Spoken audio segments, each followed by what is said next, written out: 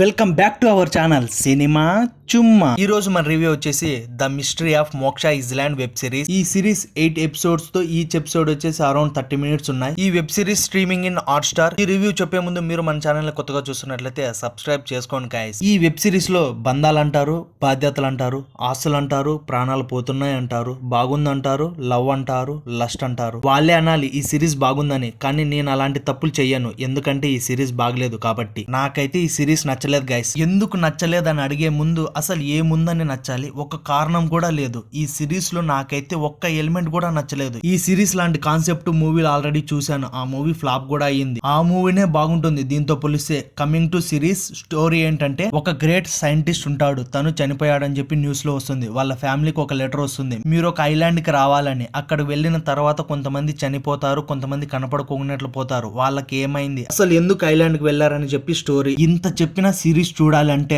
మీరు ఇక్కడే వీడియోని ఆపేసి సిరీస్ చూసొచ్చి మళ్ళీ చూడండి వీడియో. నా డౌట్ ఏంటంటే, పిచ్చోడు అన్నారు, కట్ చేస్తే గ్రేట్ సైంటిస్ట్ అంటున్నారు. మైండ్ లేదన్నారు, వాడే మైండ్ మీద రీసెర్చ్ చేస్తున్నాడు. ముసలోడు అన్నారు, మరి అంతమందిని ఎలా చేసుకున్నాడు. ఇలా చాలా లాజిక్స్ లేకుండా, స్టోరీ లేకుండా, మధ్య మధ్యలో ఎక్స్పోజింగ్ సీన్స్, రొమాన్స్ సీన్స్.